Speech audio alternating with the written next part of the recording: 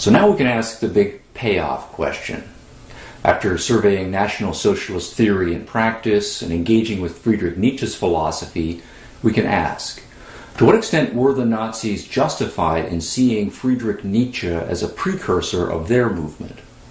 We know that Adolf Hitler, Joseph Goebbels, most of the major intellectuals of National Socialism, that they were great admirers of Nietzsche's philosophy, that they read him avidly during their formative years, recommended him to their friends, and incorporated sayings and themes from Nietzsche's writings into their own writings, speeches, and policies. To what extent were they justified in doing so? In my judgment on this complicated question, a split decision is called for. In some very important respects, the Nazis were perfectly justified in seeing Nietzsche as a forerunner and as an intellectual ally. And in some other important respects, Nietzsche would properly have been horrified at the misuse of his philosophy by the Nazis. Let's start with the key differences between Nietzsche and the Nazis, and here I want to single out 5 important points. Take the phrase, the blonde beast. In recoiling from what he saw as a flaccid 19th century European culture, Nietzsche often longingly called for some pack of blonde beasts of prey, a conqueror and master race which, organized for war and with the ability to organize, unhesitatingly lays its terrible claws upon a populace. And he spoke of the deep and icy mistrust the German still arouses today whenever he gets into a position of power, is an echo of that inextinguishable horror with which Europe observed for centuries that raging of the blonde Germanic beast. And again, inspirationally about what one finds at the bottom of all these noble races, the beast of prey, the splendid blonde beast prowling about avidly in search of spoil and victory. This hidden core needs to erupt from time to time. The animal has to get out again and go back to the wilderness. What are we to make of these regular positive mentions of the blonde beast? It's clear what the Nazis made of them, an endorsement by Nietzsche of the superiority of the German Aryan type. But for those who've read the original Nietzsche, it's clear that that interpretation takes Nietzsche's words out of context. In context, the blonde beast that Nietzsche refers to is the lion, the great feline predator of the shaggy blonde mane and the terrific roar. Nietzsche does believe that the Germans once, a long time ago, manifested the spirit of the lion, but they were not unique in that regard. The power and spirit of the lion have been manifested by peoples of many races. Let's put one of the quotations in full context to see this. A moment ago I quoted this line to you.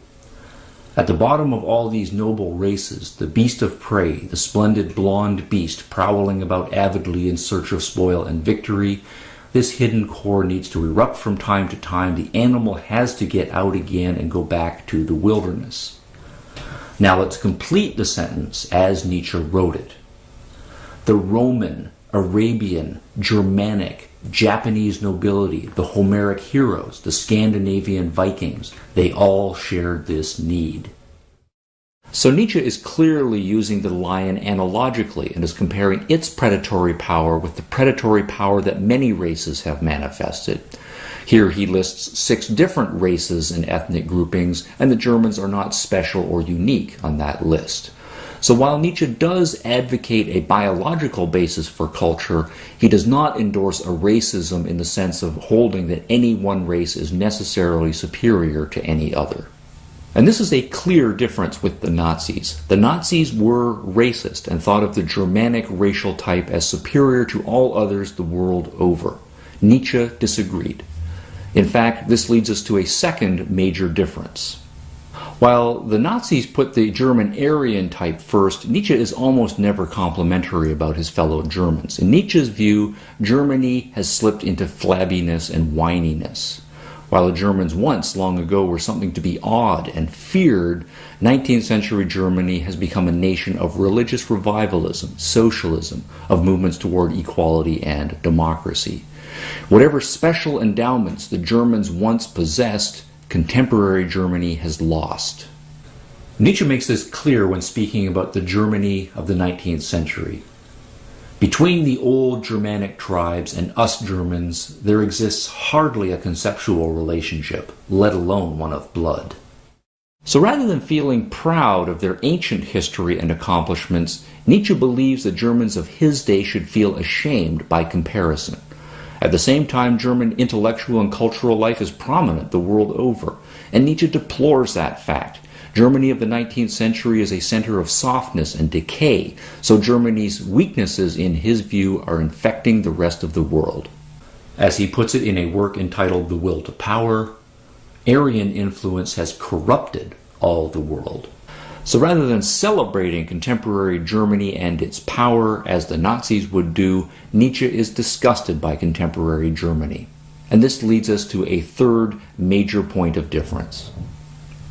The most disgusting sign of Germany's decline, Nietzsche writes, and this may surprise you, is its hatred of the Jews, its virulent and almost irrational anti-Semitism. Now, Nietzsche himself has said some harsh things about the Jews, but again, this is a set of issues that are easily misinterpreted, so we must be careful. In addition to all of the negative things that Nietzsche said about the Jews, we must also note the following. Nietzsche speaks of the anti-Jewish stupidity of the Germans. He speaks of those psychologically disturbed individuals who are most consumed with self-hatred and envy. He uses the French word ressentiment to describe such nauseating individuals, and says that such ressentiment is studied most easily in anarchists and anti-Semites. Pathological dishonesty is a symptom of such repulsive characters. An anti-Semite certainly is not any more decent because he lies as a matter of principle. So Nietzsche saves some of his most condemnatory language for Germans who hate Jews. He considers them to be liars, stupid, disturbed, self-hating pathological cases for psychologists with strong stomachs to study. So it seems a reasonable inference that Nietzsche would have been disgusted by the Nazis, for the Nazis incorporated into their ideology the worst possible kind of anti-Semitism and pursued their anti-Jew policies almost to the point of self-destruction. But how does this fit with all of the harsh things that we know Nietzsche said about the Jews? This brings us to a fourth major difference between Nietzsche and the Nazis. For all of the negative things that Nietzsche says about the Jews, he also respects them and gives them high praise. Here's a representative quotation from Beyond Good and Evil. "The Jews, however, are beyond any doubt the strongest, toughest, and purest race now living in Europe." Here is another from a work called The Antichrist. "Psychologically considered, the Jewish people are a people endowed with the toughest vital energy, who, placed in impossible circumstances, divined a power in these instincts with which one could prevail against the world." He again praises the Jews for having the strength to rule Europe if they chose to. That the Jews, if they wanted it, or if they were forced into it, which seems to be what the anti-Semites want, could even now have preponderance, indeed quite literally mastery over Europe, that is certain. That they are not working and planning for it, that is equally certain. And in another work, Nietzsche compares the Jews favorably to the Germans. In fact, he identifies a way in which the Jews are superior to the Germans. Europe owes the Jews no small thanks for making its people more logical, for cleaner intellectual habits, none more so than the Germans, a lamentably déraisonnable race that even today first needs to be given a good mental drubbing. But how can all of this praise of the Jews fit with the rest of what Nietzsche has said about them? One important distinction here is between blaming the Jews of several millennia ago for developing the slave morality and foisting it upon the world, and between evaluating the Jews of today as inheritors of a cultural tradition that has enabled them to survive and even flourish, often despite great adversity. In the former case, Nietzsche assigns blame to the Jews and condemns them for subverting the potential for human greatness. But in the latter case, he would have to grant, at the very least, however grudgingly, that the Jews have hit upon a survival strategy that has enabled them to keep their cultural traditions intact for well over 2,000 years. How many other cultures can make that claim? The list is very short, and for that, the Jews deserve praise. One more key difference between Nietzsche and the Nazis is important, and that is their views on Christianity. Nietzsche consistently states that Judaism and Christianity are allies, both stemming from the same source, both advocating a religious morality that puts the weak, the sick, and the humble first. As with Judaism, Christian morality is slave morality. Christianity, he writes, is a rebellion of everything that crawls on the ground against that which has height. The Christians, he writes, did not know how to love their God except by crucifying man. And for that great crime against humanity, Nietzsche says, I condemn Christianity. I raise against the Christian church the most terrible of all accusations that any accuser ever uttered. It is to me the highest of all conceivable corruptions. So Christianity did not escape Nietzsche's wrath, just as Judaism did not escape Nietzsche's wrath, and for the same reasons. Christianity is an extension and a purification of moral themes first developed within Judaism. In Nietzsche's own words, in Christianity, all of Judaism attains its ultimate mastery as the art of lying in a holy manner. The Christian, the ultima ratio of the lie, is the Jew once more, even 3 times more. This identification of Christianity with Judaism also separates Nietzsche from the Nazis, for the Nazis took great pains to separate Jews and Christians, condemning Judaism and embracing a generic type of Christianity. Early in the Nazi Party's history, in its 1920 founding political document, the party program, point number 24 states the following. The party as such stands for positive Christianity, without, however, allying itself to any particular denomination. It combats the Jewish materialistic spirit. The use of Christian themes and imagery was prominent in Nazi propaganda throughout the 1920s. Recall this political poster with the Christian spiritual figure embracing the German soldier. In Joseph Goebbels' semi-autobiographical novel, Michael, the main character is portrayed as a hybrid Christ figure and German martyr. And in a 1935 interview, Goebbels was so concerned to separate Christianity from Judaism that he went as far as to deny that Jesus was a Jew. Adolf Hitler himself often used Christian moral imagery and themes in public pronouncements such as the following. When I came to Berlin a few weeks ago, the luxury, the perversion, the iniquity, the wanton display, and the Jewish materialism disgusted me so thoroughly that I was almost beside myself. I nearly imagined myself to be Jesus Christ when he came to his Father's temple and found it taken by the money changers. I can well imagine how he felt when he seized a whip and scourged them out. So to summarize, we have 5 significant partings of the ways between Nietzsche and the Nazis. First, the Nazis believed the German Aryan to be racially superior, while Nietzsche believes that the superior types can be manifested in any racial type. Second, the Nazis believed contemporary German culture to be the highest and best hope for the world, while Nietzsche holds contemporary German culture to be degenerate and to be infecting the rest of the world. Third, the Nazis are enthusiastically anti-Semitic, while Nietzsche sees anti-Semitism to be a moral sickness. Fourth, the Nazis hate all things Jewish, while Nietzsche praises the Jews for their toughness, their intelligence, and their sheer survival ability. Fifth, and finally, the Nazis see Christianity to be radically different from and much superior to Judaism, while Nietzsche believes Judaism and Christianity to be essentially the same, with Christianity being in fact a worse and more dangerous variation of Judaism. Those strike me as important differences and to lend support to those interpreters of Nietzsche who complain about simple identifications of Nietzsche as a proto-Nazi philosopher. But there are equally important ways in which the Nazis were right on target in seeing Nietzsche as an intellectual ally.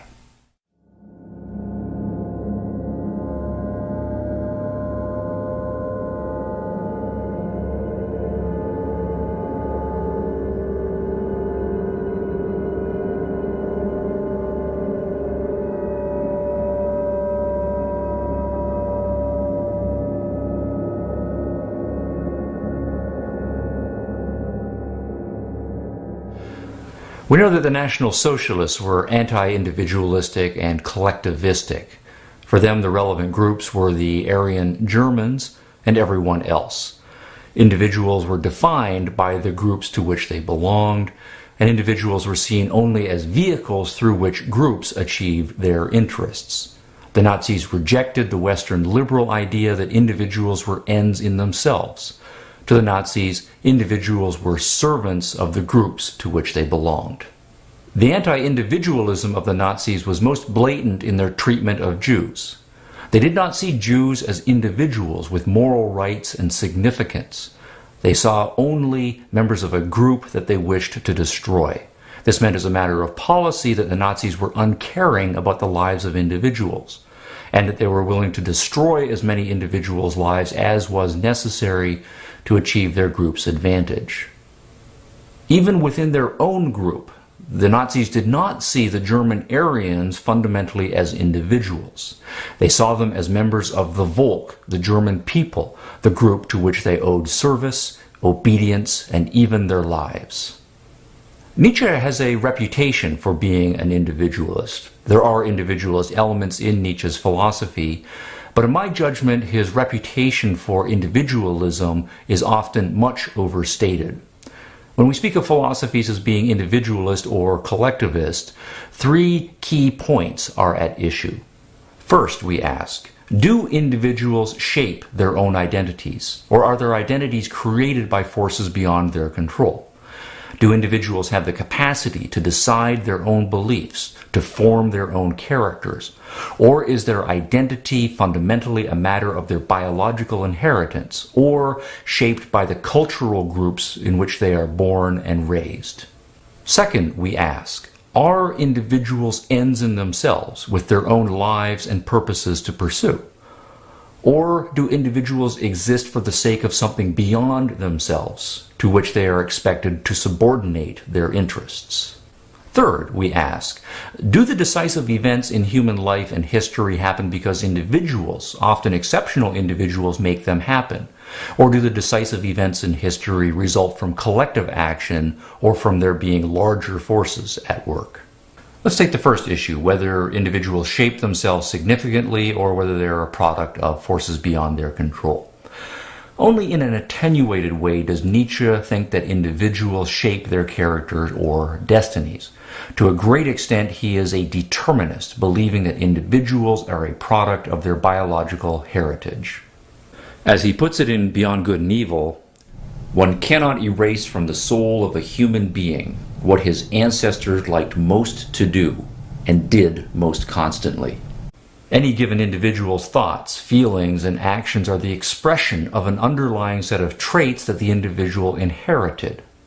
Whether one is a sheep or a wolf is a matter of biology. One does not choose or shape oneself significantly.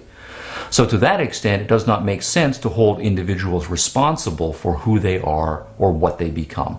What about the second issue? Does Nietzsche believe that individuals are ends in themselves, that they exist for their own sake? Emphatically not. Here's where I think many casual readings of Nietzsche get him dead wrong. Take an obvious point. Nietzsche has nothing but contempt for the vast majority of the human population, believing them to be sheep who are a disgrace to the dignity of the human species. Their individual lives have no value in themselves. This is Nietzsche's point in the following quotation, where he explicitly denies that his philosophy is individualistic. My philosophy aims at an ordering of rank, not at an individualistic morality. Nietzsche believes that most individuals have no right to exist, and more brutally, that if they were sacrificed or even slaughtered, that would be an improvement. In Nietzsche's own words, mankind in the mass sacrificed to the prosperity of a single stronger species of man, that would be an advance. And again, one must learn from war. One must learn to sacrifice many and to take one's cause seriously enough not to spare men. It is hard to see as an individualist anyone who sees no value at all in the lives of the vast majority of individuals. And it is hard to see as an individualist anyone who would sacrifice those individuals in the name of improving the species. Improving the species is a collectivistic goal, and measuring the value of individuals in terms of their value to the species and sacrificing those that don't measure up, that is textbook collectivism. This connects directly to the value that Nietzsche sees in the few great individuals who crop up in each generation. It is his powerfully poetic rhetoric about those exceptional individuals that gives Nietzsche his reputation for being an individualist. But it is important to note here that Nietzsche does not see even those exceptional individuals as ends in themselves, and he does not exempt them from the sacrifice. The point of becoming an exceptional individual is not to advance one's own life and interests. It is to improve the human species. In fact, to get beyond the human species to a higher species type, the overman. As Nietzsche says repeatedly, not mankind, but overman is the goal.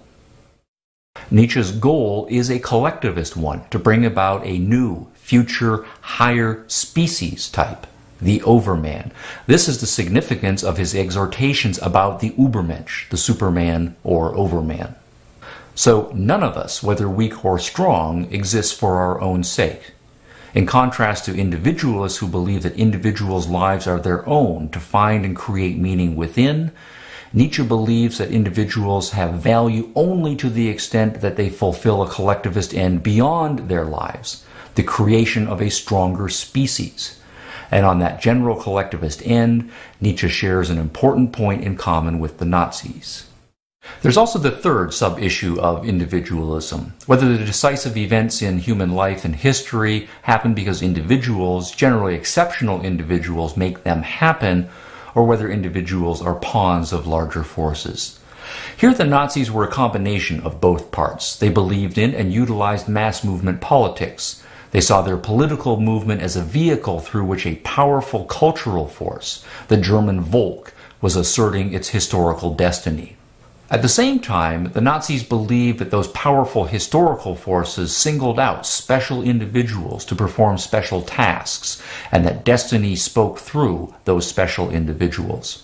This, at any rate, was Hitler's firm belief when he made statements such as the following: "I carry out the commands that Providence has laid upon me," and "No power on earth can shake the German Reich now. Divine Providence has willed it that I carry through the fulfillment of the Germanic task."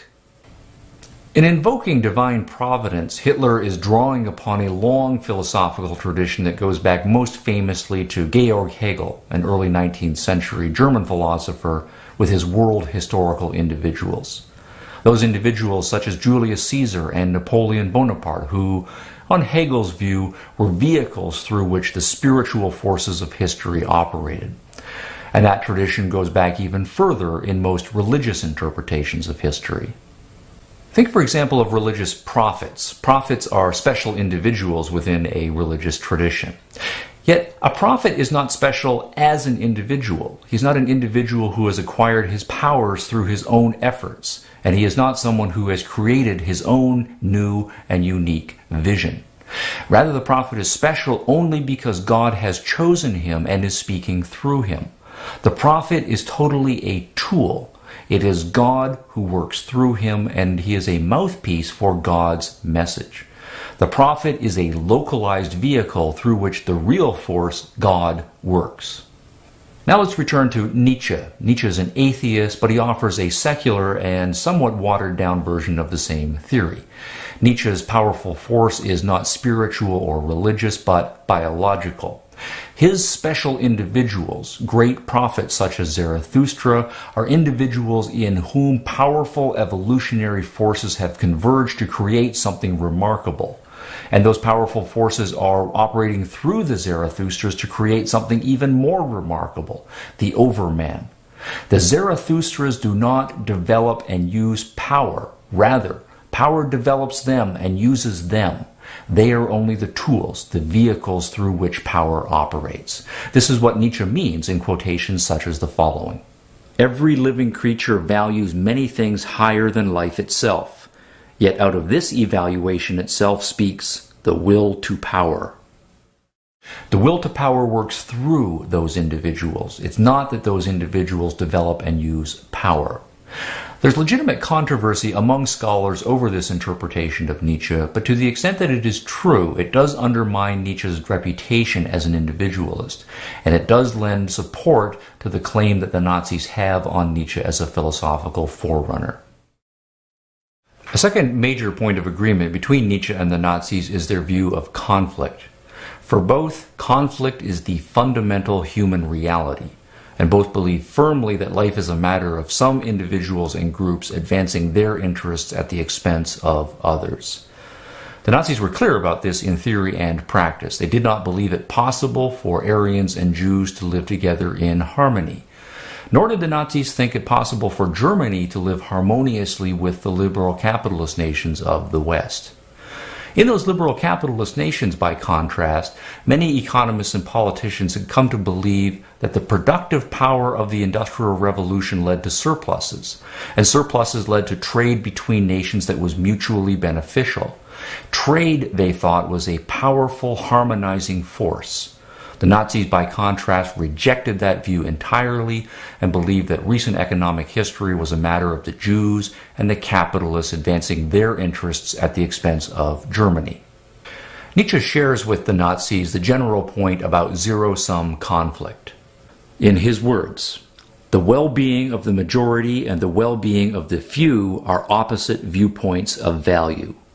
But even more strongly, he does not believe that this conflict is merely a matter of historical and cultural accident, but is built into the requirements of life. Here one must think profoundly to the very basis and resist all sentimental weakness. Life itself is essentially appropriation, injury, conquest of the strange and weak, suppression, severity, obtrusion of peculiar forms, incorporation, and at the least, putting it mildest, exploitation. The horse eats the grass, the lion kills the horse, the man rides the horse and kills the lion. Life is an ongoing struggle between strong and weak, predator and prey. Cooperation and trade are possible, but they are superficial interludes between more fundamental animal facts about life.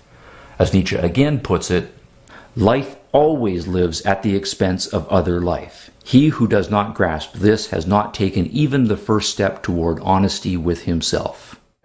On this point, Nietzsche and the Nazis agree.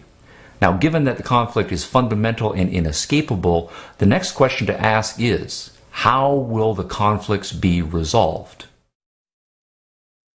Hitler was fond of saying in private, "What luck that men do not think." Another significant point of agreement exists between Nietzsche and the Nazis. Both agree that the great conflicts will not be solved rationally through a process of discussion, argument, persuasion, and diplomacy. Both Nietzsche and the Nazis were strong irrationalists in their view of human psychology, and this has important social and political implications. Think about democracy for a moment. In particular, think about how much confidence in the power of reason that democracies require. Democracy is a matter of decentralizing political power, giving each individual a vote. The assumption of democracies is that individuals have the ability to weigh and judge important matters and to cast responsible votes.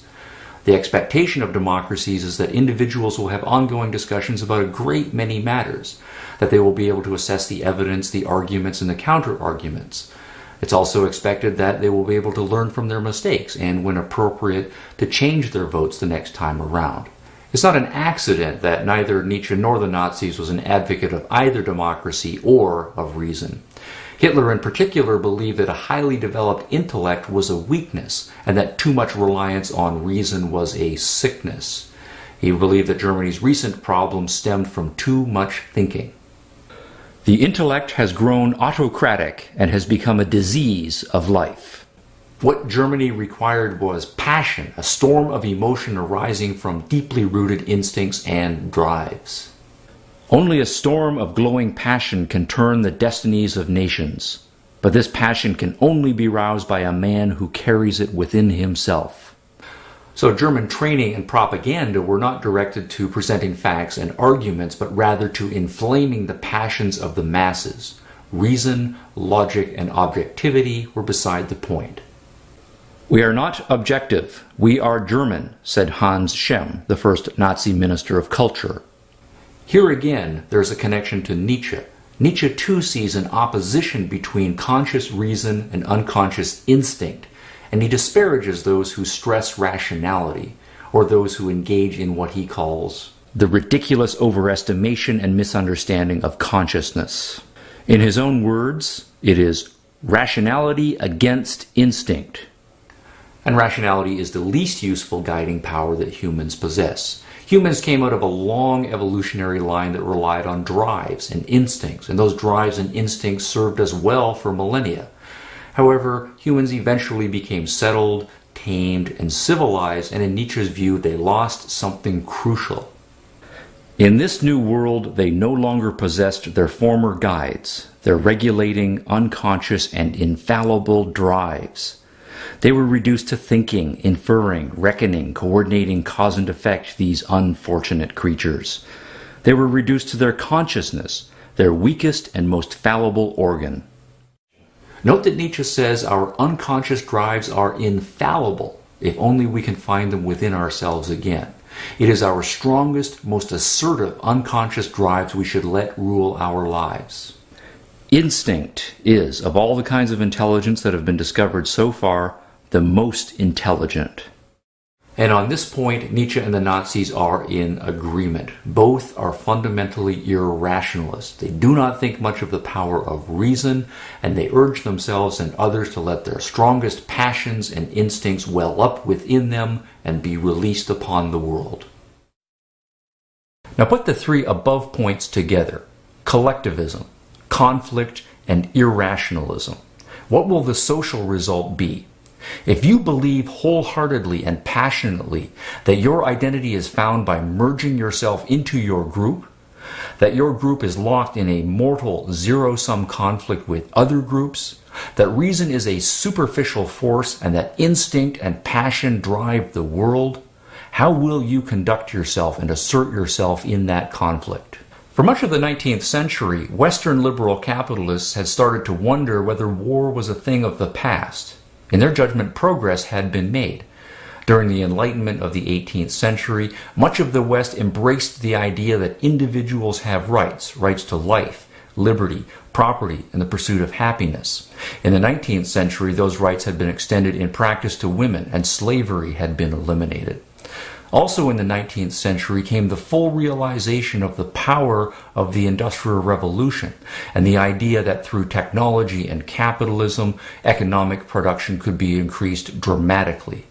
As a result, the liberal capitalists of the 19th century came to believe that poverty was a problem that could be solved and that we could eliminate most of our conflicts over wealth. They believed that with rising wealth and education, rational people could learn to respect each other's rights. They could learn that there was more to be gained from trade than from war, that peace was a natural state that mankind could achieve. The horrors of war could become a thing of the past.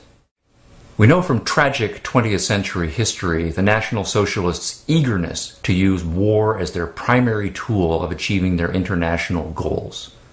We know of their praising as fundamental the martial spirit and the beauty of the warrior.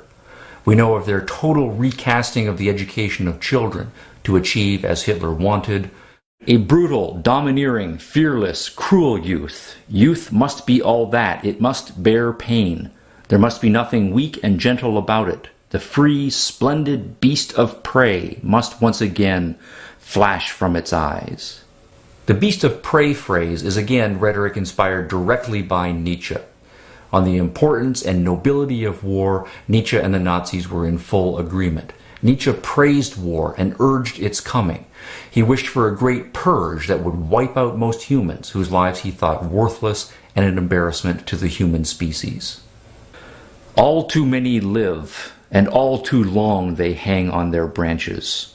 Would that a storm came to shake all this worm-eaten rot from the tree.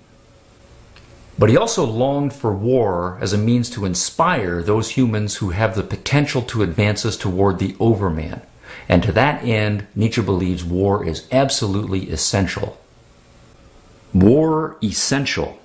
It is vain rhapsodizing and sentimentality to continue to expect much, even more to expect a very great deal from mankind, once it has learned not to wage war.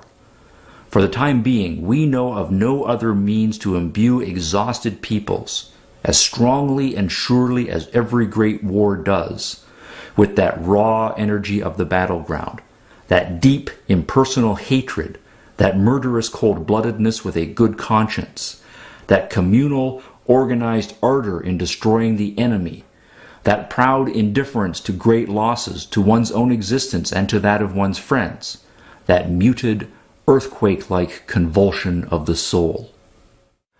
And against those who believe that we have entered a more peaceful era and that perhaps war is no longer necessary, Nietzsche reminds us again in an especially chilling quotation, "The beginnings of everything great on earth are soaked in blood thoroughly and for a long time." On this score, the Nazis were thoroughly Nietzschean. Rather than pushing for a recognition of the mutuality of human interests, as Western liberal capitalists have been doing for much of the 19th century, and rather than seeking reasonable and peaceful diplomatic solutions to the ordinary collisions of international politics, the Nazis committed fundamentally to war as their means of self-regeneration and dominance in world politics. A fifth and final set of themes link Nietzsche with the Nazis. Both were anti-democratic, anti-capitalistic, and anti-liberal. The Nazis were no friends of democracy, but they were effective players of democracy. Right from the beginning, in their founding document, the 1920 Party Program, they announced their authoritarian political principles. Nonetheless, finding themselves operating in a democracy, the democracy that was the Weimar Republic of the 1920s, they played mostly by the rules and simply out-democracied the other parties. They used democracy to achieve anti-democratic ends. Nietzsche's political views are less developed and more ambiguous, but it is clear that he favors some sort of aristocracy. "What is serious for me," Nietzsche wrote in Beyond Good and Evil, "is the European problem as I understand it, the cultivation of a new caste that will rule Europe." Again, while Nietzsche is unspecific, he most likely does not mean a formal political aristocracy. He most likely means the de facto rule by an exceptional few, whatever the formal and official political structures happen to be.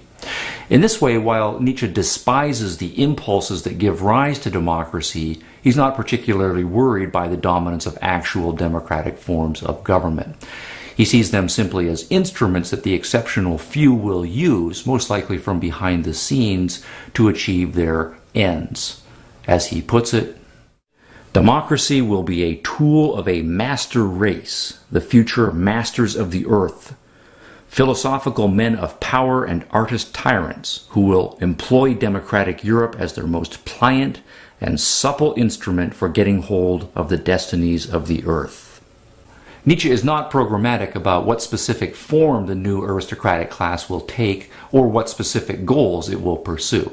He believes that will be up to the overmen themselves. They will create their own values and shape the institutional vehicles by which they'll achieve them. Nietzsche did not think of himself as an overman, merely the herald of their arrival. But Nietzsche is exceptionally clear that any social method, however brutal, will be legitimate if the new aristocratic class desires it. A healthy aristocracy, as Nietzsche puts it, accepts with a good conscience the sacrifice of untold human beings who, for its sake, must be reduced and lowered to incomplete human beings, to slaves, to instruments. That is certainly anti-liberal, and it fits well with Nietzsche's self-assessment that he is not by any means liberal. In addition to dismissing liberalism, Nietzsche also dismisses capitalism as a dehumanizing system, and he also rejects individualism when it comes to matters of sexuality and marriage. Marriage, he thought, should not be based on an idiosyncrasy, that is to say, on personal love and sexual attraction. Rather, he suggests marriage should be state-run for breeding purposes. On all of those points, the Nazis can and did find inspiration in Nietzsche's philosophy. So, again, to summarize, we have 5 significant connections between Nietzsche and the Nazis. First, the Nazis were strongly collectivistic, and Nietzsche, with some qualifications, also advances strongly collectivistic and anti-individualistic positions. Second, both Nietzsche and the Nazis see zero-sum conflict as inescapable, as fundamental to the human condition. Third, both are irrationalists in their psychological theories, downplaying radically the role that reason plays in life and emphasizing the power and the glory of instincts and feelings. Fourth, both Nietzsche and the Nazis accept willingly, even longingly, that war is a necessary, healthy, and even majestic enterprise. Fifth and finally, both Nietzsche and the Nazis are anti-democratic, anti-capitalistic, and anti-liberal, and so come the 1930s in fundamental opposition to those nations in the West that were still broadly committed to democracy, capitalism, and liberalism.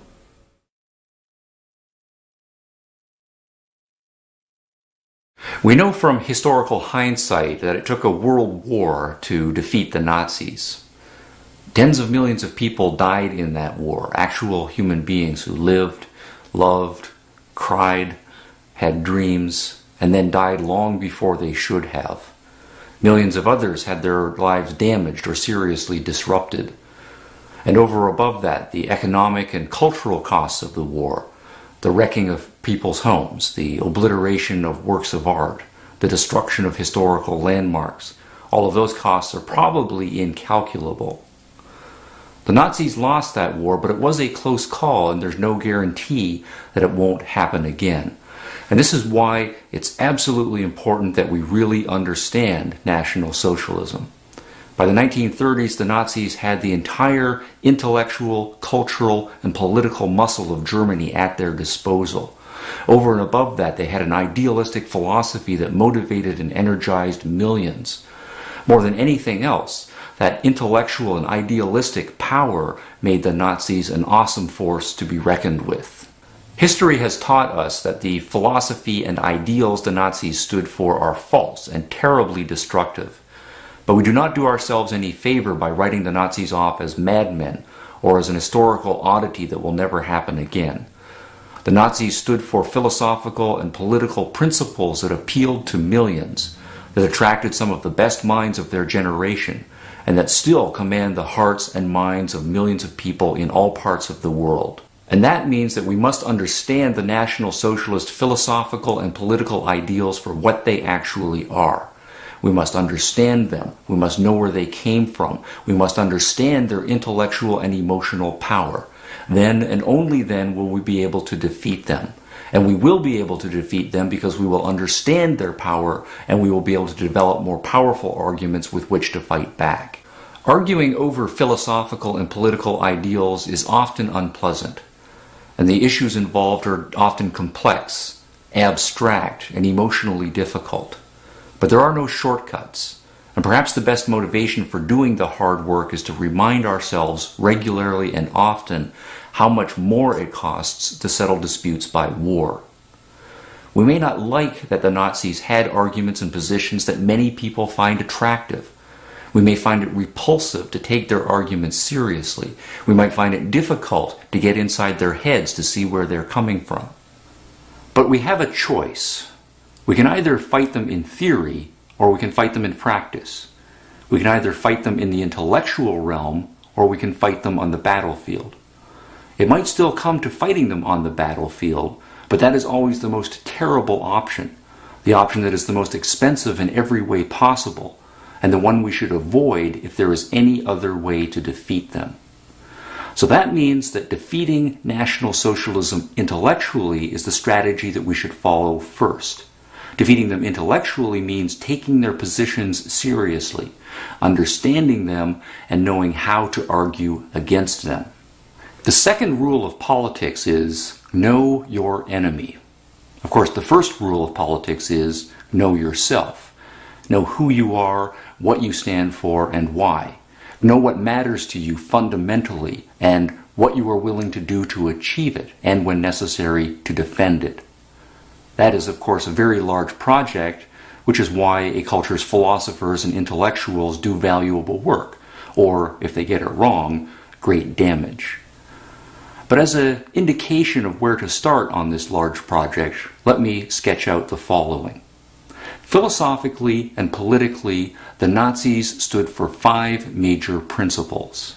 They stood for collectivism, for instinct and passion, for war and conflict, for authoritarianism, and for socialism. That means that we can identify the principles that, in each case, are the opposite of what the Nazis stood for. The Nazis stood for collectivism. The opposite of that is a philosophy of individualism that recognizes each individual's right to live for his or her own sake.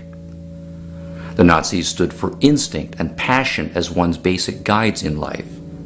The opposite of that is a philosophy of reason that has a healthy confidence in the power of logic and evidence to guide one's life. The Nazis stood for war and conflict as the best way to achieve one's goals.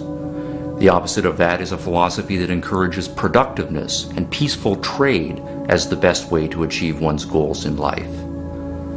The Nazis stood for political authoritarianism and top-down leadership. The opposite of that is a philosophy that leaves individuals maximum liberty and freedom to live their lives by their own choices and direction, as long as they respect the equal right of other individuals to do the same. The Nazis stood for socialism and the principle of central direction of the economy for the common good. The opposite of that is the system of capitalism, with individual producers and consumers deciding for themselves what they will produce and what they will spend their money on. As a start, the principles in the right-hand column are the best antidote to Nazism we have going. Each of those principles is controversial in our own time, and I expect they will continue to be so for generations to come. But they represent the starkest possible philosophical contrast to National Socialism, and they form the first line of intellectual defense against future incarnations of Nazism.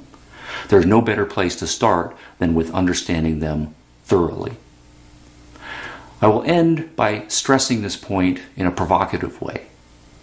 The Nazis knew what they stood for. Do we?